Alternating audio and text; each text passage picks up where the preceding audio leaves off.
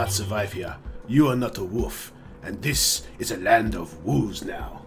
Welcome to the Pixel Pop Movie Podcast. My name is Toby. I'm joined this fortnight by the delectable and delicious Lucas. What up? And back again. And back again. And the ever-tasty Jesse. Tasty for the flavor. Jesus. So tasty. Oh, What the hell? Alright, so as usual, this fortnight we're going to be talking about news, which is a little quiet just because of the Christmas break. And then we're going to crack into a little bit of Bright, which aired on Netflix just recently. And we're also, conversely, going to look at a little bit of Dark, which also finished on Netflix just recently. And then we're going to talk about New Year's Eve movies, of which there's a few. And hopefully, for those of you that aren't going out partying, getting laid, vomiting, etc., you'll stay at home and watch some really cool movies. But before we get into all that excitement, let's hear about some of the latest news from Lucas. Cool. So, not really much has dropped in the past 2 weeks, as Toby said, obviously because of Christmas. But in my opinion, definitely something that will cater to the ATGN crowd as well. We've already advertised it on the Pixel Pop Facebook page, but the D&D movie's been announced for 2021. I hope it's better than that abomination starring Marlon Wayans. Yeah, I mean the second one was actually passable in a you know, like a C- kind of way, because it didn't try and inject too much comedy into it, and the comedy that was in it was reasonably appropriate. But apart from that, they've all been pretty terrible, and it's sad. I mean, it's, you know, I just finished reading one of Gary's, said one other podcast, reading one of his life stories. Like, he'd been penning a story since the 80s, you know, and it's sort of, it's just, they've just never got it right. But hopefully with this new deal, you know, and considering with the recent arguable recent success of things like World of Warcraft, like, there's an audience out there now that are prepared to do fantasy seriously, and we sort of get this sort of cycle, this loop where fantasy comes in and out of fashion. And hopefully it's fashionable enough now that the movie studios, because the reason they make it all kooky and comedy is to try and lure in a broader audience and sell more tickets, right? But hopefully there's enough people genuinely interested in serious fantasy now that they can do this movie properly. Having said that, it's the Dungeons and Dragons ride. I feel like Dungeons and Dragons is kind of built for movies. Like, it has that grand epicness where anything can really happen, you know, especially with those who have played the games. Like, you know, you can take D&D any way you want. The first D&D movie sucked. I avoided the second one like a lot of people avoided the Mortal Kombat sequel. You know, I just was like, no thank you. Like, if it's going to be anything like the first one, just please no. No, the second one's actually the best of the lot, and if you've got a really quiet weekend, like, throw it in. It's passable. But I'd actually argue the other way. I think D&D is very hard to adapt to film. I'd actually say it's better suited for like a Netflix original series. Yeah, because most of the stories in Dungeons and Dragons, whether it's something you've made with yourself and friends, or it's, you know, pre-made material, it's like a story or a novel, books. There's so much content, it would take a long time to tell it all, and trying to cram it all into 2 hours is just... And the thing is, too, a lot of the time Dungeons & Dragons is literally moving through a dungeon, room to room to room, looting and killing. And putting that on film is fucking boring. Like, you know what I mean? Like, can you imagine... Unless the dungeon walls are made for a of broad cardboard audience to boxes. understand, imagine Skyrim, the movie, and you only filmed the stuff where you're in dungeons. It'd be Or cool chickens. for the first 15 minutes, and then you'd go to sleep. See, there is a way that they could totally do this, though, and the way I kind of like picture this working as a big feature film in my head is a raid version of D&D, where, you know, how the raid is like basically them going up through all the levels of the apartment complex, where this is them working through each dungeon. You know, each dungeon only has to take 15 minutes at most, if that's the way they want to take it. They could probably put a bit of exposition in of the characters between dungeons to explain who they are. You know, there's a couple of ways they could do it within the confines of a major film. It's just kind of finding that balance to be able to do it and to make it work. Well, and just cast Vin Diesel as an orc.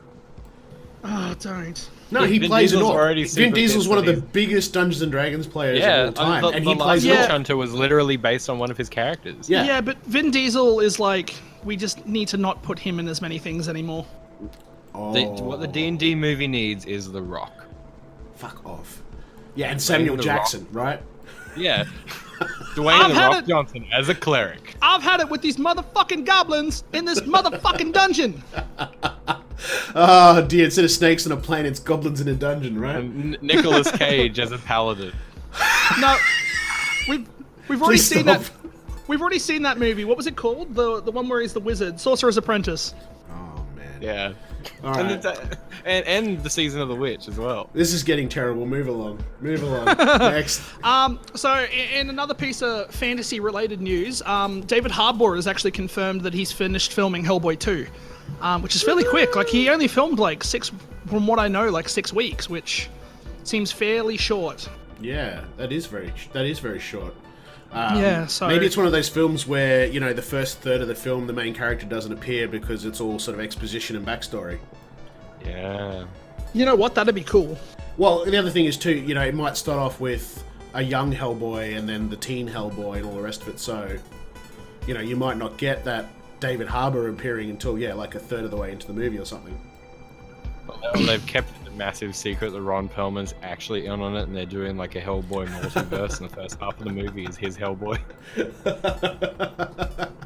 Either that or it's just previously on. Well, that's like Del Toro's new movie, isn't it? It's like this is not a prequel to Hellboy Oh, in yeah, any Shape way. of Water. yes, The Shape of it's Water. not This, an is, Abe this has Sapien nothing to do with movie. Hellboy at all, but by the way, it's completely to do with Hellboy.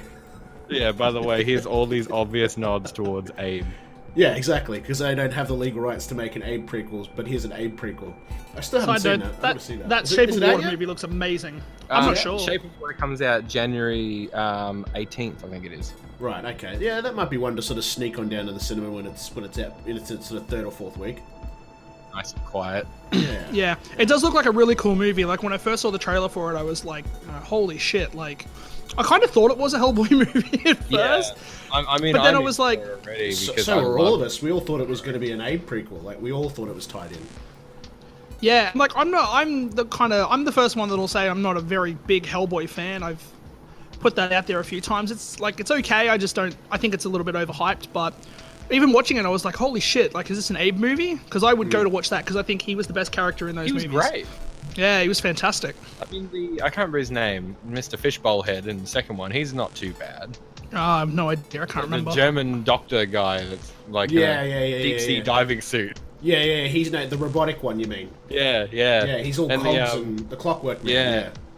Yeah, and then you've got was it the people are speculating who else is going to appear in the new Hellboy? And I'm not sure. Was it confirmed if Lobster Johnson is going to be in it? Don't know. Did I just say a name? Everyone's like, what the fuck is that? What the fuck's he talking about? Lobster Johnson is Righty, a really deep pull of Hellboy comic bad guys. Wait, is Lobster Johnson a real thing? Because I really Yeah. hope it is. Yeah, Lobster Johnson is a real thing. There's literally pop figures of him at work. Dude, I thought you were shitting, and No, I was like, dead that serious. is fucking incredible. Yep, Lobster Johnson. That's my new favorite Lobster superhero. Johnson. Don't talk about Lobsters Johnson, Toby. Johnson's lobster. Anyway, We're gonna moving find on. Johnson.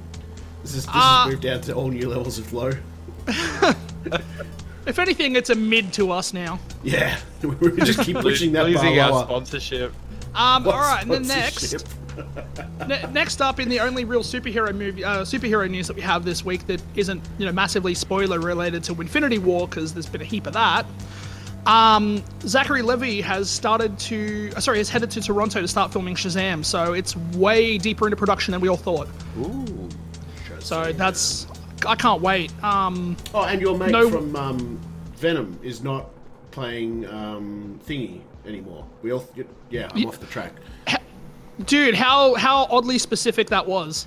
What's his name? The Indian chap, or the Indian-looking chap? He's not playing Carnage. No. There was news. Yeah, he's not playing. He's playing like a doctor. Oh. Yeah. Yeah. Lame. I was Yeah. never one. Sorry, fucking Zach big Levy. fan. Just stealing your Shazam thunder there. But yeah, I thought Yeah, that was fuck off, important. Zach Levy. We don't want to talk about Red on that. Fuck off, DC. It's time for Marvel. Yeah, boring. The one piece of news that DC has in this entire thing, and we're gonna make it a Marvel piece. Yeah. DC's like, oh. Yeah, a moment. Oh.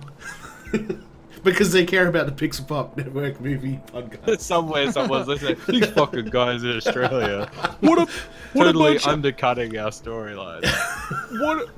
What a Pull bunch the of Marvel sponsorship. fuckboys. Circle jerking fucking Marvel bullshit. To be fair, though, yeah, Shazam should be a good movie.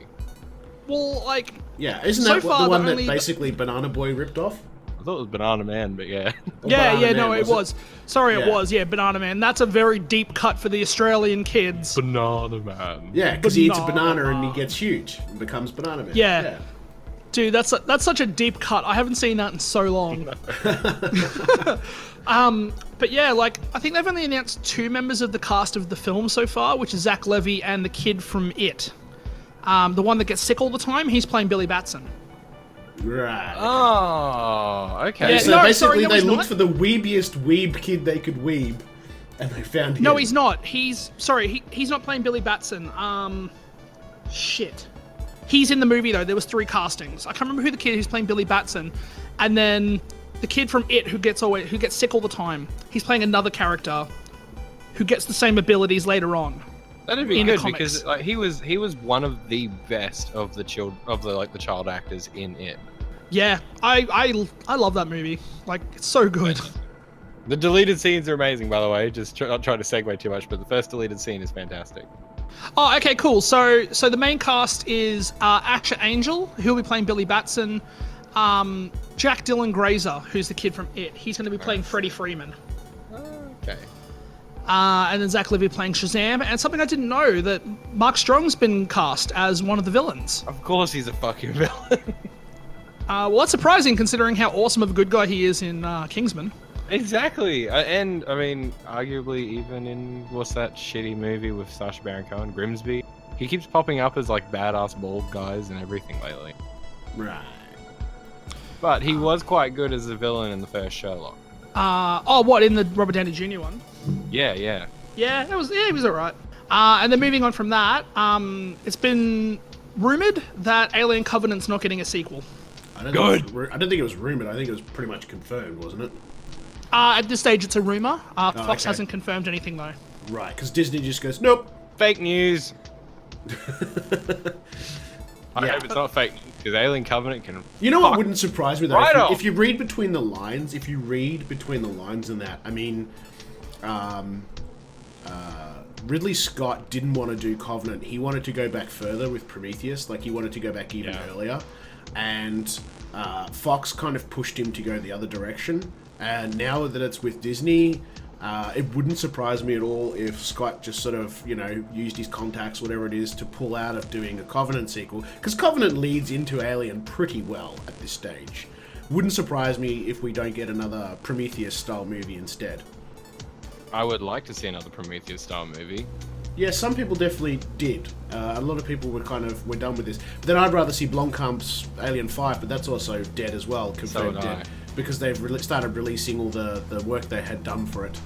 I as a actually result. feel like Ridley Scott is George Lucasing Alien. He needs to just step away from it and let someone else take over. I don't know, maybe Denis Villeneuve? he abandoned Blade Runner, so to speak, to Denis Villeneuve, Yep. so that he could do, Prometheus or Covenant, whatever it was, Covenant. So Just like Fox just starts throwing all their properties at Denis and say, I don't know what to do with all this." well, he's I have so many balls deep things in I June love. right now. He's absolutely balls deep in June right now. So Somewhere David Lynch is sitting there, like yelling at him from a distance. no. I'm sure Lynch has gone on. He won't even talk about fucking June. He's moved on. No. Because he didn't get final edit. He didn't get final edit on that. But that was because it was bloody what's his face and his daughter producing, and they were renowned for being difficult to work with. Coppola's, wasn't it? No, Raffaella De Laurentiis and her father Dino De Laurentiis were pretty notorious for being difficult to work with. I mean, they did some great stuff, but I know big part of Lynch's problem with Dune was he wasn't given final edit rights, and he just sort of threw his hands up in the air by the end of it. And the Laurentiis producers kind of made what they wanted, so to speak. Well, I mean, we shouldn't question the artistic integrity of the De Laurentiis family, considering they were behind such classics as Stephen King's Silver Bullet. Yeah. What? Anyway, there's a little side tangent for you, but yeah, I wouldn't be surprised with Alien Covenant being cancelled and Alien 5 pardon me, being cancelled, it wouldn't surprise me in the slightest if we hear next year that, you know, Scott's now working on a Prometheus prequel, sidequel, whatever. Or a tangential storyline of Gladiator. Versus Predator. Gladiator versus Predator. My name is Maximus Decimus Meridius, and then the light shines on the middle of his head. Yeah. Yeah. So let's talk about a really awesome trailer that dropped. Are you talking about Mortal Engines? No. Obviously, yeah. You've got me. You're so good. Badunch. And we're obviously not talking about fucking Cloverfield. No, we're not. What happened No, there? apparently no one's talking about Oh Cloverfield. no! So the rumor was with Cloverfield we were going to be getting a trailer in time for Christmas, because J.J. Abrams was like talking about some Christmas present he was going to drop, and it never happened. The next movie, which is the tentative title is called The God Particle, is due to come out on February 2nd. I think it's February 2nd or February 1st. Like it's within 6 weeks. And we still have no trailer. Yeah, so the thing was with 10 Cloverfield Lane last year, it came out at the end of February, and we got a trailer in the middle of January, and it was a 6-week drive from the first trailer to release. Right. It's still being advertised as a film to be released, and it's just called Untitled Cloverfield Movie on... There was a New Zealand cinema that released like a press thing of a schedule of movies coming up, and on that date it said Untitled Cloverfield Movie. There are cinemas in the States that get their promo reels 2 weeks early of what trailers will be coming out. And sometimes when they're like super high budget, they go under like other titles. 10 Cloverfield Lane was dropped as Valencia when that trailer reel went to the cinemas in the States. So no one knew that was coming out apart from the people who'd paid close attention to the production schedule of 10 Cloverfield Lane. But yeah, up until at least middle of January, there's no scheduled trailer to be dropping in cinemas. Right. So the fans on Reddit, man, are going insane. I'm one of them. Okay. Just going absolutely bananas. But we're still waiting for a trailer. At this stage, it's still scheduled to come out, but we've got nothing yet. And once that trailer drops, you can expect me and Ethan on the next podcast just losing our collective shit. It's funny. J.J. Abrams really seems to have his finger on the pulse of the way that people respond to marketing, because this kind of like subversive marketing tactic that he's done has really worked out for him. And that was another thing that people were talking about. It's like, what if they don't release a trailer? Like, what if they just they subvert their already subversive marketing and just don't release a movie at all? Yeah, there's a whole bunch of people on Reddit going, "Motherfucking J.J. Abrams." Please don't say that. I've read the script for this and it's going to be excellent. I don't want to know that there's a movie out there that is tied to the Cloverfield universe that will never get released. That will make my heart break. Where did you read the script? Which area did you find it through? It was on Reddit. It had been posted on Reddit like 2 years ago. Oh, okay. Because the guy who wrote the script put it up. And at the time, it wasn't a Cloverfield movie. Just like 10 Cloverfield Lane wasn't a Cloverfield movie. Yeah. So they went back in and added the Cloverfield, well, not really Cloverfield elements. There's not really any, but they kind of added the Tagruato shit and all of that in the reshoot. So there was an interview with one of the chicks that filmed on the movie, and even they said when they were filming it, they had no idea that it was going to be tied to Cloverfield. Just there was nothing in the film that gave it away. All right, so tell me about Mortal Engines, because I didn't watch that trailer. We'll talk about your one first. No. We're going to do the veggies and then we come back to the meat. So Mortal Engines, it looks nuts. It's Peter Jackson's next movie. Oh, no, I did see the trailer for this. Yeah, he's producing it. I'm not sure if he's directing it though. Right. What's it about? But yeah, so basically, it's Fast and Furious with cities. With cities, so we're racing cities around. Yeah, like what? Yeah, so basically what happens is, I haven't read the books, I don't really know too much about it except what's in the trailer. I just know that this is a movie that, since Lord of the Rings finished production, this is a movie he's wanted to get off the ground and make a reality, and he's done that now. But basically, like, London is on wheels, like all the cities are like mobile, and what happens is they kind of like, it's so hard. It is insane, but like, the best description I can give of it is like a Mad Max crossover between that and Fast and Furious. So literal cities with buildings and people racing.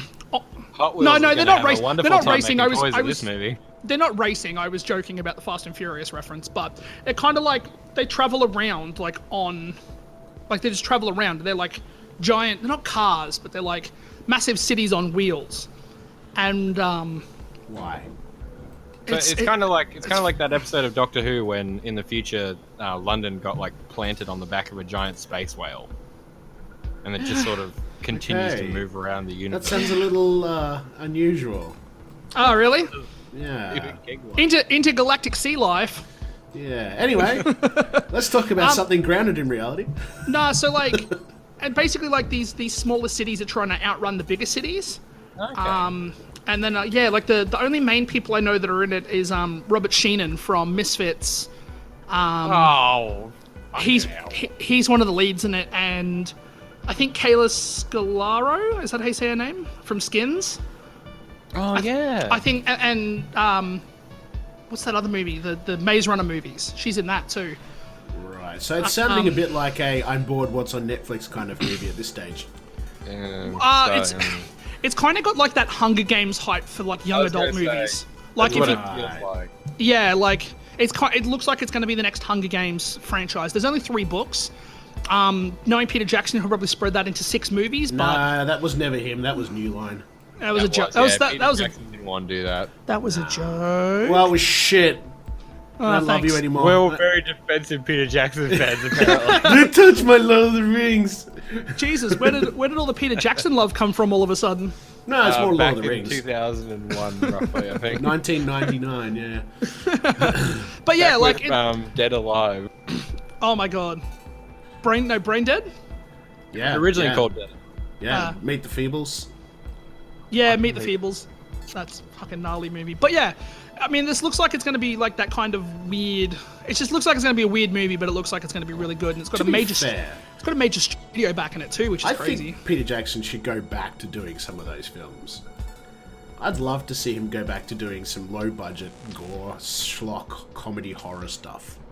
Yeah, like I mean, I love Lord of the Rings. At the same time, I also love The Lovely Bones. Like that was a passion project of his that I actually thought was really underrated. A lot of people hate it for no good reason. It wasn't bad. Yeah. I don't know if I ever saw it. Yeah, it's not bad. Isn't it based loosely on a true story? I'm not sure. I know it's based on a book, but I'm not sure the book was based on true events. It might be based on a story. Yeah, maybe like Angela's Ashes kind of thing. Yeah, but we should talk about Sicario too. We should definitely be talking about Sicario. Oh my lordy! It's a movie where Benicio del Toro just fucks people up. I'm ready. I'm so ready. That trigger. Oh my god, the trigger scene where the pistol. Holy shit!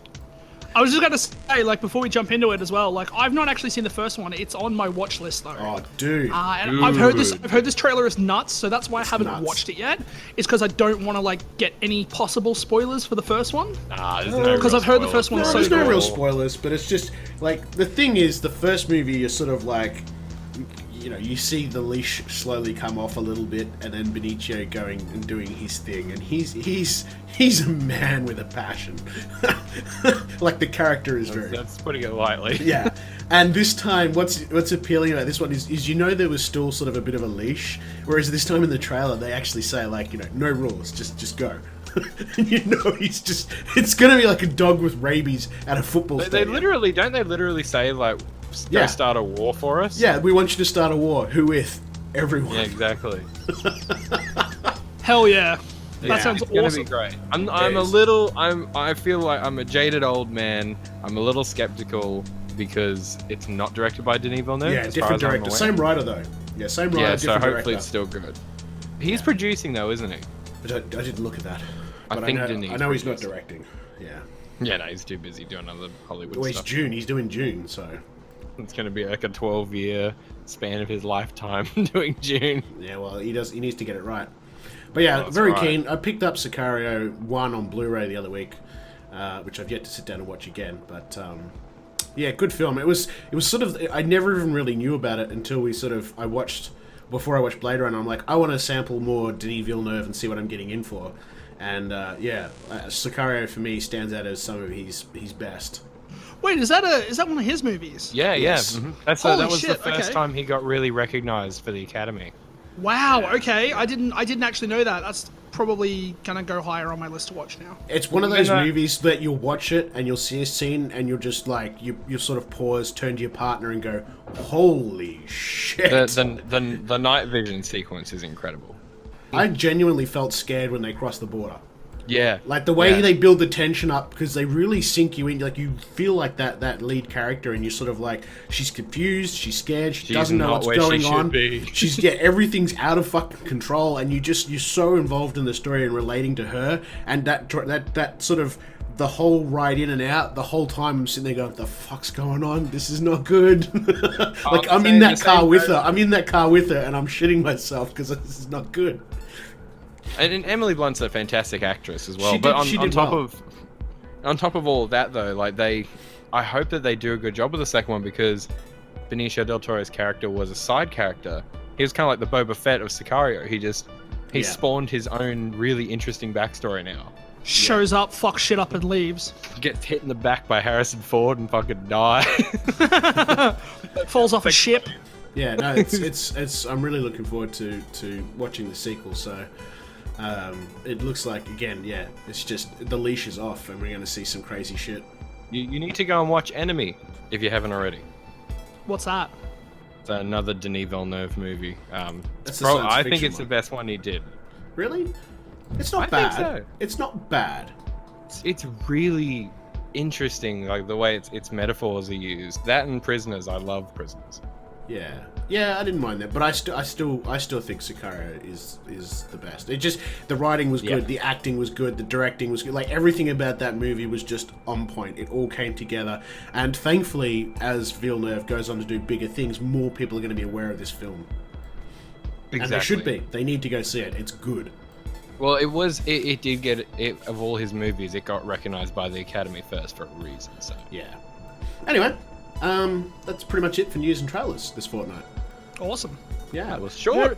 It was. Yeah, very short. Not really. I mean, not really much comes out over Christmas. I mean, there's a whole bunch of Marvel stuff that we could talk about, but it's massive. Let's talk about Marvel. It's massive Infinity War spoilers, and I don't want to talk about it. Yeah. I haven't even heard them, so I'm glad we're not. Yes. Yeah, that's the sort of thing we should do as a written article where, we can hide everything behind spoiler tags and people can just sort of read the bits they want. Yeah. Yeah, for Alright. sure. But let's talk about Bright. Have we all seen it? Yes. Yes. Seems to be getting some very mixed reviews. Everywhere I look, it's really... There's people praising it, and then there's people just absolutely trashing it, and there's a lot of people on the fence. Some people saying it's like the worst movie of the year. So let's sort of get some spoiler-free overall opinions. What did you think, Lucas? I loved it. I absolutely loved it. To me, it's suffering from reverse Last Jedi-itis, where with Last Jedi, critics loved it, fans hated it, but fans are loving Bright, but the critics hated it. Right. And I think like the only reason the critics didn't like it is this was something I was kind of worried about a bit. This kind of delves a bit more into conspiracy in my opinion, but Netflix to me showed they can make a blockbuster, and that scares the shit out of critics. It scares the shit out of Hollywood, because it was a $90 they're now million taking budget. They're now taking blockbusters away from cinemas.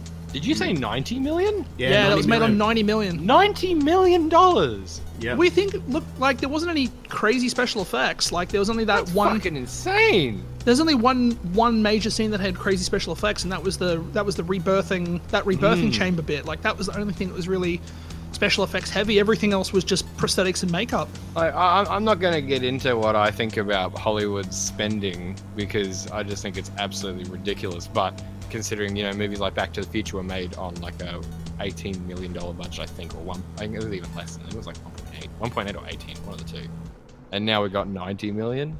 That's fucking Yeah, but that's pretty low considering like a typical Marvel mega blockbuster is, hundreds of millions. Exactly. Anywhere between 180 million and 250. Yeah, I mean, you could buy a country in Africa.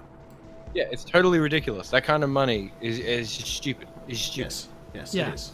But anyway, what did you think, spoiler free, of Bright, Jesse? It's stupid. I'm just Okay. kidding. I thought it was good. Much better than I actually thought it was going to be, because of all the criticism that was circulating. I was looking forward to it since they first announced it. I really like David Ayer. except for Suicide Squad. I really like Will Smith, and I really like Joel Edgerton, and I thought they were good. It wasn't as good as... He's come a long way since The Life of Us, hasn't he? Yeah. He's come a long way since being the Fresh Prince. But but to be fair, I liked it, but I don't think it's as good as End of Watch. I think End of Watch is still the best movie David Ayer ever did. But this was... There could be an argument for Fury there, couldn't there? Yo, Fury's great, but that's the thing is I think this is likely to be compared to End of Watch because it's a buddy cop movie again, and he seems really fucking good at that, and he really did come back to what he's good at here, and I think this will shut people up saying he's such a hack for Suicide Squad. Suicide Squad wasn't his fault. I don't care what anyone says. That's studio meddling, the movie. Agreed. I felt it was good. Overall, it was good. However, I'm not sure whether it's the script or the editing. I felt it was a little bit sloppy in places, in that I felt there was probably a need for more exposition. There's a lot of stuff that isn't explained. Sure, you don't need to tell the audience everything, that's fine, but there was they spend a long time sometimes talking about shit that I didn't care about, and nowhere near enough time talking about shit I felt we should care about, or stuff that needed to be explained. One thing I thought was glaringly weird as well was the lead elf who they rescue. She sort of starts off as this weird autistic kind of lady who can't talk properly and doodles on walls, and then she does something, she casts a spell, and all of a sudden she speaks English, she's coherent, intelligent, and on board and alert and aware and everything else, and it was just this dramatic shift in character for no known reason. So this movie. Can we cycle back to that in spoilers? Because sure, I've got a response to that is very shit. Okay. Not shit, but like I feel like that motivation of her not to speak is justified, but I don't want to get into it. Yeah, it just seems like a massive personality swing. It's not as much personality. Like there is a storyline reason. Like right. Well, anyway, from what I got from the story, there was a specific reason why that she didn't say anything. But it's I not a case don't of want just to saying spoil nothing. She came across as like completely autistic, like a child, and then just went, "I'm on the ball. I'm on point." It was just jarring, and I mean, I watched the whole thing, and as a layman, I just didn't see a reason as to why. So there's a few little things like that. I think we all sort of saw a lot of things coming a mile away, like in terms of Will Smith's character. Like, you knew what was going to happen. There was no... At the end of the day, it was nice, but there was no real plot twists. There was no real surprises. So I think in summary, it's a good movie to watch on Netflix. I mean, you're not paying for the price of a ticket entry to a cinema, so why wouldn't you, assuming you've already got Netflix? I think ultimately the script was a little weak. And I know they've already agreed to do a sequel. They've already signed everybody on. And I would just like to see a bit more TLC put into that script, a little bit more character development, a little bit more spit and polish on the story and all the rest of it. And if they can do that, then yes, it'll go on to be even better. I was actually going to say just then, I can definitely agree. I feel like I'm going to be the middle ground between what Lucas said and what you said, in that blockbusters don't need to be like the pinnacle of cinema, but they can be. So they should try and reach for that, like what you just said, make a better script, a tighter movie. But at the same time, circling back to what you said before about there's some parts that they didn't spend enough time on. There's some bits that they might have spent too much time on that was kind of like not what you would have been wanting to have more backstory put into. That seems to come with the territory of a lot of blockbusters. It's like it will kind of work if you're going for just a good old time of the movies kind of movie. Like it works for that. And so like for that, I agree with what Lucas said, that they made a damn good blockbuster, because Bright was like, of what you just said, it's of the caliber of being something that would come out on Boxing Day. Yeah. And it's surprising that people are giving it so much hate when you're like, you paid what? What's really interesting, like $14 a month? Taking this as a precedence, what's really going to be interesting going forward for Netflix and similar streaming services is where previously at cinemas there's this desire by producers to keep a movie down to say 2 hours, for instance, because you know what I mean, like you've got an audience at a cinema, how long can I hold their attention there, and all the rest of it. Netflix doesn't suffer from that. If you want to go ahead and make a blockbuster movie that goes for 3.5 hours, go for it, because people will just pause it and go for a piss, or go outside and go for a walk, whatever, and come back to it later. There's no inherent need to bang through a story in an hour and a half. And so when it comes to editing, I think Netflix and Disney and all these other companies, they need to keep that in mind. They need to be able to say, hey, look, we don't need to cut out all this character and exposition. We can include it because, of reason A because of reason B. Yeah. Because people can just pause it and go have lunch. Well, that was something people complained about for Last Jedi. That's actually that was one of my problems with it. Was there's an entire subplot of that movie that I don't think needs to be in the movie at all, and it drags the movie on far too long in its running time. But see, for someone like me, and this is the same thing with like Batman v Superman with the extended version, for instance, and probably for myself as well with, say, the new Star Wars, I'm not going to see it at the cinema.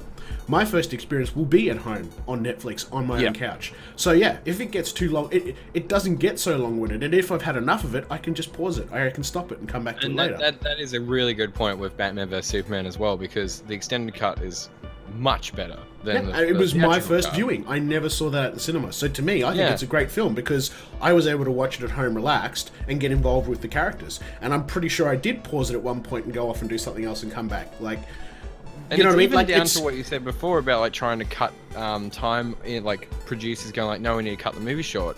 We were talking about Suicide Squad before. It was like another film by David Ayer. I watched the extended cut of that on Blu-ray.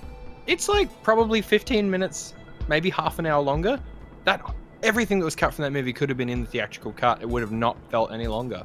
And that's something that Netflix can capitalize on that they really fucked up on with. So beyond whether Bright's good or bad as a movie, it sets an interesting precedence, and I'm looking forward to sort of seeing where we go after this in terms of blockbuster movies with big name actors on our home screens. Lord of the Rings TV show. Yeah. Watchmen TV show. Watchmen. V for Vendetta again. Why not? No. Anyway, all right. So let's briefly touch on some spoilery stuff then, and I'll give Lucas the opportunity to sort of maybe fill me in on why the elf decided to go from an autistic 4-year-old defend her honor to Lady Gladriel at the flip of a coin. Right. So basically, the within the context of the story, the film deals very heavy-handedly with comparatively. I don't want to try to get too deep into the politics of it, but like racial inequality, right? Of course, so, that's one of the main backbones of the whole thing. I mean, these people are, the orcs are the African Americans, and the elves are, the super white oligarchy people in power. Yeah, it's training day. The elves aren't even that. The elves are more like the 1%. Yeah, exactly. And then you've got your humans, which are your middle class people. Orcs aren't even African American. It's just more minorities in general. Like they're treated like filth.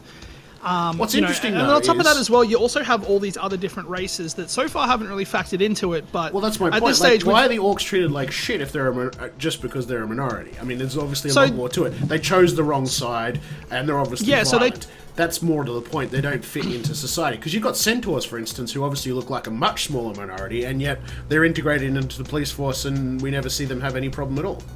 Yeah, that's because they carried Dolores Umbridge off into the woods in Harry Potter. Shit, sorry, I had my mic on, and I just laughed way too loud at that. Jesus Christ. No, okay, so the reason I'm kind of like stumbling a bit is because I don't want to... The politics isn't really what I want to get into. It's within the context of the story. But... so obviously the orcs chose to side with the Dark Lord in the battle from 5,000 years ago, predating the story. 2. And 2, was it 2,000? Yeah. I thought it was 5. It's conveniently tied in with their own history, so like 2000 AD, right? Yeah, okay. So instead of the birth of Christ, you had a massive war. Yeah, but anyway, so the orcs sided with the Dark Lord, and they've kind of been paying the price for the sins of the father, so to speak. Mm-hmm. When they eventually pick up, what's the name? Ali or something like that. I can't. Tiki or Kiki. Tika. That's right. That's right. Yeah. So when they pick up Tika, Kiki. Tahiki. So when they pick up Tika, she can see kind of like the good in people is what I assumed, because she has no problems talking with Nick, who's the orc, who's meant to be the bad guy and not meant to be trusted. He's also talking Elvish as well, so he's able to converse with her and get things out of her. Even in the eyes of the orcs and kind of everyone else, like, humans aren't really to be trusted. As much as, orcs are meant to represent, minorities and criminals and all these kind of other things. She doesn't trust the human, but she trusts the orc because she knows that the orc will do the right thing. So that eventually when Will Smith shows that he will do the right thing and protect his partner, because he almost sold him out, remember, when he shot those four cops, and then they go and have that battle with the motorcycle gang. It's not until after that fight where she saves Nick that she realizes how good of a person Will Smith's character is. Yeah, but there's a difference between just being quiet and being autistic. She wasn't autistic though. She is. Watch him in the bathroom. Watch her in the bathroom. She's almost banging the side of her head, going, "This room is blue." I didn't get that. She's just fully like, it's like she's almost in shock, but she acts like a child. Like the way she screams, the way she talks, walks, everything. She looks like she's 4, and then she just goes, "I'm on point. I'm Lady Gladriel." Like it's just okay. So what was Lucas's defense of why Taika Waititi acts like an autistic child in this movie? Was because she feels like she can trust the other magical creature more. Yeah. Okay. I don't know. I'm not gonna like. That's cool, but I'm gonna let you finish. that's just kind of what I got from it though. Like, that's cool. To me, it wasn't like if you don't trust someone, you can I think you can be quiet and give them the odd, the death stare or whatever. But she genuinely, like when we meet her, I got the feeling that she was like a child mentally.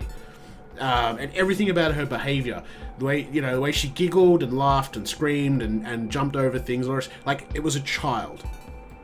And then there's just that one moment where she casts the spell and she gets all the black shit in her and everything else, and all of a sudden she's talking English and she's completely different. Like we're talking about black to white different. And it's now maybe it's because of the spell, I don't know, but it's just not explained. And to me it was jarring. It was extremely noticeable, and I just thought, And the other thing is too, like it was a bit cliche, I was gonna say it felt like a little bit of a cop out, like a little bit of a script writing element. When they picked her up and had her in the car, I turned to my wife and I've gone, "Big bada boom, multi-pass," and my wife's like, "Yes, absolutely. This is Leeloo Dallas, right?" I mean, it was a little bit cliche. That being said, though, I see where Lucas is coming from, and even if, because I got that similar impression of what Lucas did as well, but he actually thought about it a little more than I did. So you know what? Even if we're both wrong, Lucas, props to us for actually seeing a deeper meaning in a possibly really bland blockbuster movie. The other thing as well is like, if you look through the movie, right, from when they pick her up to when she essentially sacrifices herself, because we can get into spoilers now, and brings back Nick. She's being treated by Nick like she's a just a person, not even a person, just like he's just treating her nicely and he's being kind to her, and Will Smith is just like, shut the fuck up, like getting real aggressive, getting jiggy with it. And it's not until get jiggy with it, fool. But like she he's treating Nick really bad, so she thinks she's going to be treated bad. Yeah. And that's why she talks to Nick in Elvish. It's because they at least have a line of communication where he can't understand them. Yeah, they have that feeling of let's not get hung up on it. Yeah, and that's kind of like that was just my 2 cents on it. I have to chop most of this out anyway. All right, let's summarize. Like, I thought it was good. I felt that the script maybe being a little bit weak, or perhaps the editing. It's always hard to tell because sometimes the script is better and then they cut shit out with the editing and then you lose some of the story. I think one of those two was a little bit weak. I'm keen to see whether they go forwards. I think it's interesting that they're going to do a second movie. I kind of thought it was more of a pilot for a TV series. I could certainly see it being a TV series, but guess not. But hey, you've got Netflix. You pay your $10 a month. It's free, essentially, after that. Go and watch it. Yeah, I said to a couple of friends of mine, I feel like it would work way better as a TV series purely because they've got the 9 races as well. Yeah, there's so much exposition. With a TV show, like, you can kind of delve into the centaurs and you can delve into all the other different races and really I'm going to give it 3.5 stars out of 5. Yeah, I mean, I'd give it 4. Like, it does fall over. even though like I was saying like how great it is and how much I loved it, like this like there was just still that air of the air of predictability about it, where it's like when much. the moment that crawl happened at the start, where it was like talking about the Brights, and I'm like, cool, Will Smith's the Bright next. The orc will protect him because that's what orcs do. Orcs are essentially grunts; they're heavies. And that's going to be what's going to happen. And like I picked that from the start. I literally said it to my missus when the movie started and the movie ended. I'm like, what did I say? Jesse didn't say it to his missus because he's forever alone. I turned to my left hand and I was like, this is going to be a good movie. Holy shit. Christ. All right. So let's move from bright to the other side of the coin and go dark. Now, Lucas, you haven't seen Dark? I haven't seen Dark, no. You should really mute yourself at this point because you need to go into Dark knowing absolutely nothing to fully appreciate it. Do you mean I have to go into Dark in the dark? I had a joke here and I fucked it up halfway through. It's but terrible. Saying I'll do you a favor and edit it out. No, it's fine. Just keep it. But just like, okay. Should I go into Dark in the dark? That was a better execution of that. It wasn't even good the first. You're a bad person. I don't well execute jokes very often, but when I do, they're still kind of shit. It's terrible. All right, so let's start with a little bit of a spoiler-free review again, like I like to do that. So, what were your thoughts on Dark, Jesse? I thought it was really good. A lot of people saying that it relies too much on Stranger Things' success being like, the nostalgia kick, but I thought it was its own thing, and I thought it was pretty damn good. I absolutely agree with you. I don't think. I think I can see why people were drawing some parallels between it and Stranger Things. I don't think they're there though. The children are, the sole focus, along with perhaps the sheriff in Stranger Things. There's a lot more input from the adults in this story, and of course we see. No, let's not do spoilers, but we do see adults play a big part in this story, and. Look, definitely, if you haven't seen it at all, go in completely dark, but don't watch any trailers, don't read anything about it, just go and enjoy it. It's a lot deeper than Stranger Things, and at times you'll sort of struggle to follow it because there's some really convoluted twists. And it feels like Stranger Things got helmed by David Lynch and a couple of other people. Yeah, it's like Twin Peaks smooshed in with which is probably why I liked it, because I'm such a huge David Lynch fan. And the thing is, what I love about sort of international films, Europe and all the rest of it, is they don't always follow the standard Hollywood kind of tropes and paint by numbers sort of routine, and you don't have to sort of be staring at the screen the whole time with Stranger Things, but you can certainly sit back a little bit and just be taken for a ride. I feel with Dark... It is very... Stranger Things, not a knock against it, but it's the same thing as Bright. It's predictable. Yes. Whereas Dark, one, isn't necessarily predictable. There's some really good twists, but you also need to pay attention. I feel that if you sort of got it on monitor 2 while you're playing a game, or it's in the background, you just won't follow it at all. You need to give this show your attention in order to really follow what's happening. Don't turn it on and watch it when you're half asleep. Set some time aside. Have you seen Wayward Pines? No, I haven't. Okay, well, Wayward Pines is very similar. Like, when I first watched Wayward Pines, I was really angry because it feels so heavily inspired by Twin Peaks that it's ripping it off. And in some ways it is, but it's a lot like Dark in the sense that those two shows, you can't just sort of half watch them, because you won't understand what the hell's happening. Yeah, well, it's also confirmed now that Dark's been picked up for a season 2, which is great. Yes. All right. So that having said, let's quickly jump into some spoilers. Wow, didn't see most of that coming. No. I mean, I think once you sort of find out who Mick, whatever the boy. Once you find out who he is, that's the time when you go to the official website and print out the family tree.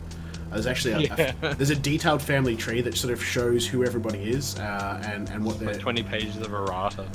Yeah, and that would certainly make viewing it a lot easier because because the names aren't English, obviously, and so for us, if you're not a native German-speaking person, obviously you're sort of like, who the fuck's this again? And you're like, oh wait, that's that person. Which was good when they started doing those intros and outros where they were showing you, the people at the different time periods. You know what I mean? Yeah. But because I went in completely dark, you know, when he went into that cave and traveled through time, I was like, what the fuck's going on? Yeah, I was the same. I knew nothing about it. All I heard was people comparing it to Stranger Things, and I was like, oh, okay, well, I'll watch it. And then you get and you sort of oh. watching that, and you're like, oh, okay, cool. This is going to be this sort of 2-time thing. And then they go back to 1952 or whatever. It's like, what the fuck again? What the fuck is this about? But having said that, when we watched all that, sort of as we're getting towards the end of the series, I did, admittedly, I'm like, some of these people are from the future. This is going into 2052 or whatever. Like, you can see this coming, you know. Because, like, the thing is the hand torch. Now, you could make that with modern technology, but it's kind of designed to look futuristic, right? Yeah. It clearly doesn't fit a time period you know. Yes, exactly. But there was plenty of. It was great. I mean, it said you had to concentrate, but I wasn't disappointed at any stage. The characters were really deep and rich. You know, no one's perfect. Everyone has flaws, both young and old. Mm-hmm. You know, there was just there didn't need to be a lot of special effects. So there was the pacing seemed fine. It never sort of got too sluggish for me. No, it was what 10 episodes, I think. No reason. I think it was 10 episodes. Yeah, so it didn't get bogged down. You know, definitely watch it in German, of course. Don't listen to the English voice dub. It's terrible. You know, put it on German and put your subtitles on and away you go, because you're just going to get a much better you know, emotion and acting and all the rest of it, you know. I tell people all the time that they really should broaden their horizons and watch more foreign cinema and television. I mean, look at The Fall. The original The Fall is fantastic, and then they adapt it and they actually sold the same vibe. Like, and there's a really good Israeli movie called Big Bad Wolves, and it's about like a bunch of guys rounding up this teacher. They're adamant this teacher is like a child predator, and the whole movie is about, you know, the evil of men and whether or not this guy's actually a predator or if these guys are just completely batshit insane. And it's there's a whole wealth of really good storytelling out there, and it's so different to, like you said, the Western typical style. Yeah. Did you guess who the Wanderer was? No, I didn't. So it wasn't until he has that conversation at the door that you sort of went, holy shit. I was that was one of the few things where I was just like, oh, and I have a feeling that it was because the rest of the show took me out of the same cynical mindset I had of like, I know this is gonna happen, I know this is gonna happen, and I was just happily going along with it. Yep. No, I did guess it, probably not until that episode, maybe late the one before. I did guess it in the end, because they were running out of potentials on who it could be, and I knew it had to be. So I didn't think it was going to be a random nobody. At first I thought it was Mikkel. I thought it was actually Mikkel who was coming back to sort of stop his own death or interfere with time, so to speak. But once I realized it wasn't him, then it was a case of, all right, it's got to be his brother or whatever. Not his brother. He's It had a kind of Donnie Darko vibe to it, which really sold me as well, because I actually love Donnie Darko. Yeah, I think probably the only thing that was kind of not a letdown, just didn't meet expectations, was that I thought there was something more nefarious going on with the nuclear power plant. Like, I thought there might have been illegal, like, labs down there working with, you know... Stranger Things kind of thing. Stranger Things kind of thing. Yeah, exactly. And there wasn't. And, like, their big secret was some chemical waste. And maybe that's because we've been conditioned to think that for possibly, everything we've watched. Which was fine in the end, because it was refreshing and it was nice that it wasn't that, you know, I suppose. Yeah. Like, it was... Yes. But, I mean, I guess going forward, we need to... one... How does the doorway work? Who put it there? Where does it come from? And if everything is triangular, so to speak, with the 3 time zones, as we're led to believe, then how has the future, this 4th one, work into that sort of design? So, still a lot of questions. A lot of it was answered, which was good. I feel we sort of, you know, season 1 is obviously the story of Mikkel and an introduction to how all this happens. And then season 2 is probably going to be more the Wanderer's story, I guess, and you know, the future and what it holds. So I feel like they did a really good job of making it its own little standalone thing, so that if it flopped and they didn't do a sequel, it was just fine. Yeah, exactly. I mean, if you never get another episode, you can watch that season 1 and you go, okay, cool. So he grows up in the distant future and gets toughened up, becomes a bit of a Carl Reese, and then we know he's going to go back in time and do these things. That's fine. I can make these assumptions and we're good. It's like every really good movie that spawned a franchise. They never set out to make it a franchise. Well, they might have, but they didn't show it intentionally. Yeah. Yeah. No, I liked it. All right. Yeah, same. We should let Lucas know that he can join the chat again. Lucas, you can come back. All right. So let's talk. I mean, it's by the time you're listening to this, it'll probably be, if it's not New Year's Eve, it'll be New Year's Day, depending on when I get off my ass and publish. But we're going to talk about some New Year's movies quickly, because that's what we do. And probably the biggest one that everyone's going to know is Ghostbusters 2. Am I right? Or New Year's Eve, 2011. Yeah, with what's his face? I don't know, but Ghostbusters 2. I mean, come on. Yeah, but Ghostbusters 2. They win by singing, New Year's Eve on Lang Syne. That's how they win. They do. Forgot about that. They make New York happy and they win.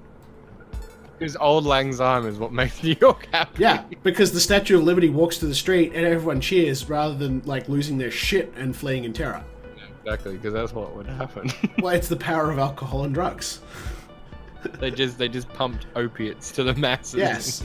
Is that a large statue walking through town? I don't care. Pass me the passion pop. I seen a giant marshmallow man last year. Yeah, exactly. This has got nothing on that. These Macy's Day parades are getting ridiculous. All right, so let's bang through a couple of other popular ones. When Harry Met Sally, that concludes with New Year's Eve. It's a popular one. Boogie Nights.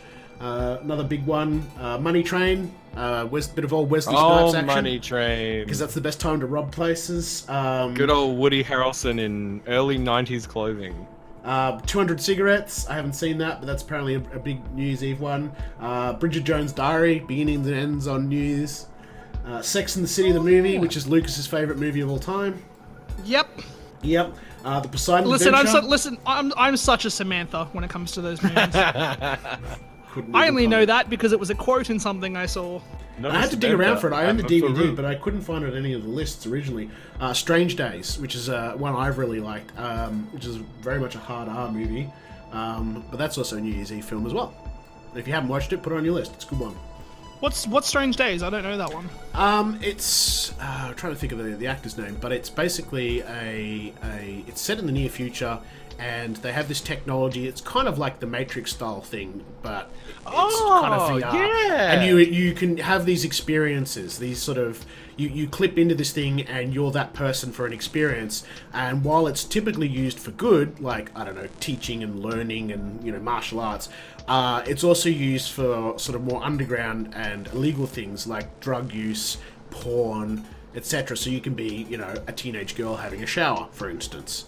What people would actually use. What people would really use it for, exactly. And so it's the story follows this guy who peddles the underground stuff, and it all sort of comes to a point, and it all goes wrong. It's a pretty popular film. I know a lot of the lines from the movie have been ripped and put into electronic music because they're just so quotable. And yeah, look, it's one of those things you can pick up for $2 on DVD, and it's worth a watch. It's not a bad film. It's in the same vein as Dark City and stuff like that. Yeah, I'm getting very much that vibe. I'm just doing a quick read on Wikipedia. Directed by Catherine Bigelow and written by James Cameron. That's gnarly, man. It was in the I don't know how I've never Dark, I think. Yeah, I don't know how I've not heard of this movie. I'm gonna have to watch it. Was Lance Henriksen in it? Nah, so the lead character was Ray Fiennes, Angela Bassett, Juliette Lewis, Tom Sizemore, Vincent D'Onofrio. So, pretty decent cast. Yeah, that's a good cast. William Fitcher too. Yeah, it's a good film. It's one I caught it. I can't remember. It was like late night TV or whatever. I caught it at some point, days gone past, and then saw it later at like a DVD clearance thing for a couple of bucks and picked it up. And because I remembered it being quite a good film. So yeah, I mean that's definitely one if you're looking for something to put on the TV New Year's Eve, like that. Ghostbusters 2. Yeah. I'm actually struggling to think of other New Year's movies. Well, there's a whole list on Wikipedia. It's not really a movie, but I know that that Doctor Who movie from '96 with Paul McGann, where Yeah, he was that's introduced. set That was set on around New Year's too. Yeah, it is. Yeah, where the master becomes a wonderful goopy hair product. Thing is, from that list, a lot of the big New Year's Eve movies are all black and whites, Shit. like 1930s, 1940s movies. Oh yeah. There's a lot of them. Yeah. And another one that's I know is set around. There's a couple that I know that are set around New Year's, but I've just never seen. But I know that Snowpiercer one's set around like New Year's as well, isn't it? Have you guys do you guys know Snowpiercer? I know Yeah, I Snowpiercer. love Snowpiercer, and I can't remember. I didn't think it was set around any date, was it? I think it was I date actually free. don't remember. Yeah, it's on the list under science fiction. Snowpiercer. Yeah. Science fiction, Doctor Who, 1996, Snowpiercer, Strange Days, The Time Machine, and the end. No, of course, Time Machine. There you go, the classic one, 1960. Oh, yeah. Because he has the dinner party, and then he says, "Fuck you all, I'm going to go back in time." And he does. Yeah. So that works. Oh my god! Oh, never mind. I'm just reading through the wiki now, and End of Days, man, Yep. End of days. holy shit! And Daywatch as well. That's another one that I never really thought about. That was a real like that. Those Daywatch, Nightwatch movies, they were fantastic. Oh Yep. yeah. Oh, good. Shit, I forgot about Daywatch. Yeah, they were really good. I think they're criminally underrated. I'm really hoping that they get around to making the third one. I mean, it's been like going to make it into a series, and then it just got lost. that doesn't surprise me. It is a very like niche-y story. Like I've never seen. you can only Boogie really Nights. market a story. Am I a bad person? I've never seen it either. Never. Okay. What the fuck? Sorry, I just really love that movie. I think I'm gonna have to sample that line. Like neither of you. Nah, never got around to it. You just put like the soundbite of me saying "what the fuck" at the What beginning the of every. fuck? Have like one of those little disc. Yeah, I'm jockey just boards. gonna make a button for it in our next podcast, so I can just What slam the a button and it fuck just goes, "What the?" But, I mean, I think we've got enough audio content to start making a soundboard. Yeah, exactly. Yeah, I mean, Trading Places. I always thought it was more of a Christmas film, but it's on this list as well. Yeah. One that I'm dying to see is that's on this list is Fruitvale Station. By Ryan Coogler and Michael B. Jordan, who were both in it. That obviously they've then got together and done Creed, and they're going to be doing Black Panther pretty soon. Like Fruitvale Station is where it all started for Ryan Coogler. I've heard it's absolutely excellent. It doesn't really. I've never heard of this movie. Haven't you really? So it's like Yeah. It takes place over the course of New Year's Eve, and it's like set around. I think it's based on a true story. And he was It's shot about the African American guy shot by the police officer. Yeah. Yeah, I remember in the like- trailer. at the end of 2000, at the end of the 2000s. Yeah. But yeah, like it's pretty gnarly, and it's like all just about the last day of his life and the things he was doing and just kind of the normal things he was doing. But yeah, this is where it kind of all started for Ryan Coogler. So it's one that I've had on my watch list, like to watch list for quite a while. And I mean, it's got Kevin Durant in it as well, Chad Michael Murray, Octavia Spencer. Pretty solid cast for a first movie, and it was made for like less than $1 million. Oh. So it's like it's real low budget, but obviously a couple of movies later he was getting Creed and Black Panther, and he's now directing multi-million-dollar movies. And Wow, the cop claimed that he mistook his gun for his taser and served an 11-month sentence. Because Yeah. they're both so similar. Wow. yeah, it's not a happy story at all. Oh my god, I just thought of another movie that has New Year's in it. What? Forrest Gump. Lieutenant Yeah. Dan! Yeah, but I mean, That's not a New Year's movie. It's not It's got New centered Year's around. in it. It's going to be centered around New Year's. We're not doing this bullshit. If you start watching this movie at 11:33 p.m. at midnight, this shit happens. It's gonna Start your be- year right. I'm surprised someone hasn't done one with Forrest Gump yet, where Wait. like they do Start the watching countdown. this podcast at 11:05 p.m. and at midnight you'll hear Jesse say, "What the fuck? Start your year off right." Happy what the fuck? Happy what the fuck? Oh my god! Oh dear. Well, yeah. I mean, Isn't four rooms set around New Year's as well? You know what? I think it might be. Yeah, I think it was. That's a movie that I bet a lot of people haven't seen. Probably not.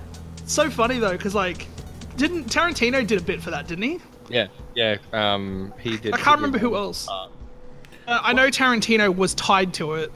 Well, He's tied to it I'm too really old to like be rock. partying, so I'll probably be staying at home and watching movies this New Year's Eve. What do you two gentlemen Sure. have planned? Oh, I'll be watching movies too. Oh, I'm getting blind. And then watching He's movies? Absolutely gonna stab blind. his eyes out. Yeah, literally. Yeah. And then try and watch Literally, movies. yeah. And then I'll put on Sex in the City, The movie. Exactly. Exactly. my favorite movie, because I want to start my new year off right. Exactly. Exactly. I mean, Toby's gonna be watching The Punisher. Because what else would he be doing? not something else watching to not watching The Punisher. Not watching.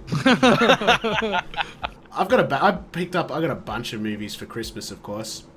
So I got a backlog of Blu-rays to move through. Plus, there's a local. What was your favorite one you got for Christmas? It was like large, hairy. I got Wonder Woman, and I got Spider-Man: Jesus Homecoming, Christ. and I got what else? Just all the sort of DC and Marvel stuff I hadn't picked up for a couple of months because Christmas was looming. And then Man Mask 3. No. And then the local video library was closing down, one of the last in the world. And I spent a bunch of money in there and picked up, they had a whole bunch of new release Blu-rays for $9. So I got Assassin's Creed, I got John Wick 2, I got Jason Bourne, the new one. I picked up Allied, and I Pirates picked 5. up I picked up a bunch of them as well. And then I saw Alien Covenant. I said, "Fuck you! I'm not buying it." And then you went back and bought it anyway. No way. I really want to sit down and watch Allied, because I remember watching the trailers for that when it first came, like, as it was getting ready to release, and it looked awesome. It's I good. just- It's a good Robert Yeah. Zemeckis movie. Yeah, yeah, I didn't if really... you live in Wait, Brisbane- did Zemeckis do it? Yeah. Wow, okay, shit. So if you live in Brisbane, get your ass out to Wynnum before it's too late, and hit up the Blockbuster at the train station at Wynnum Central there, because they're clearing out all their stuff. It's going to be one of the last Blockbusters in the country, I think. So pick I yourself up think some that bargains. one and the one in Springfield.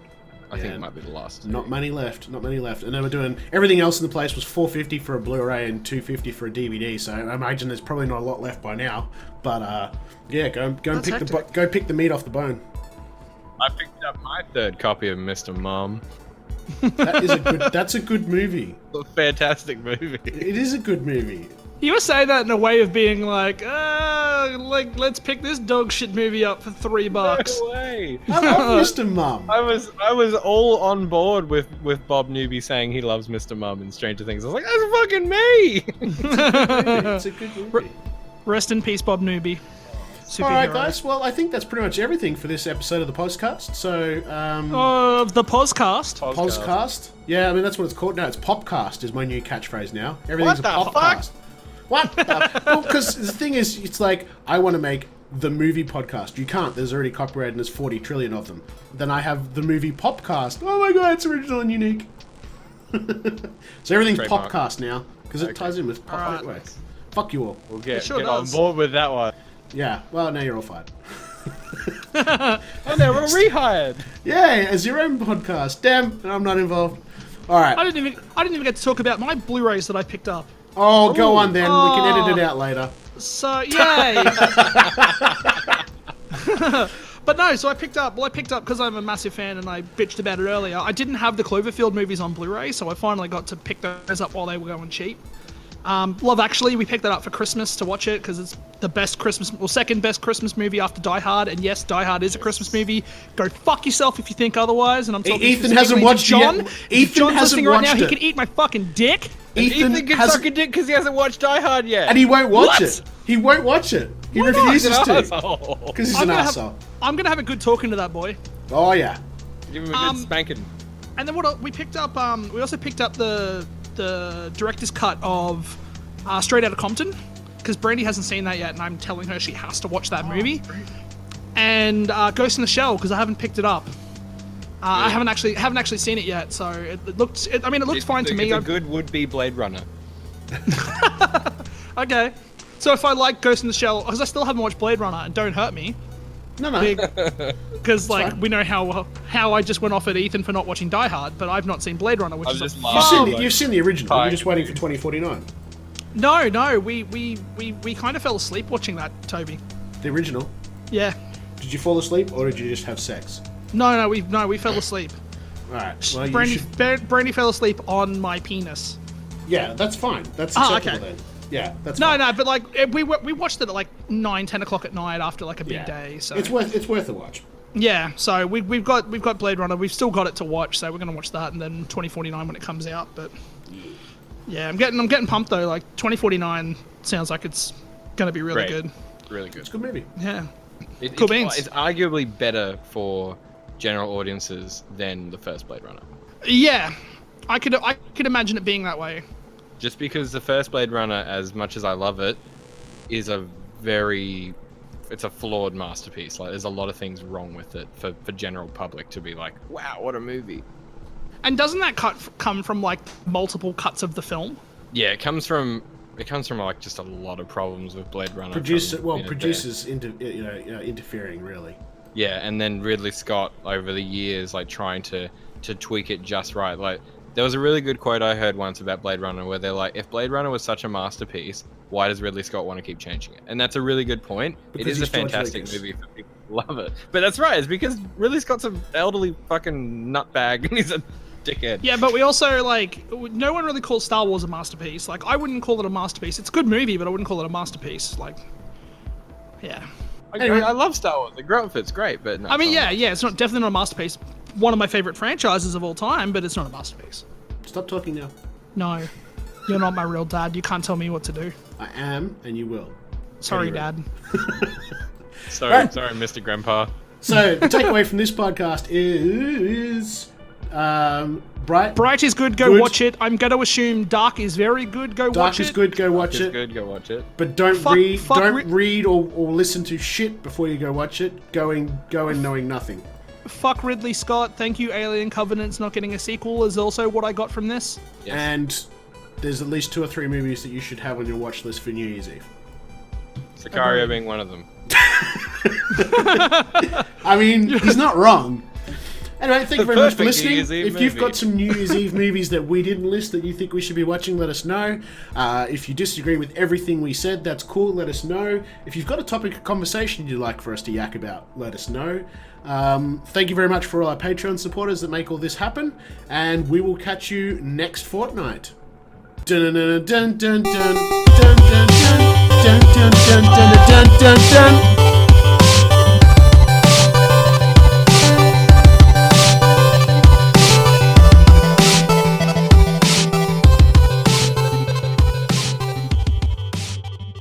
What the fuck?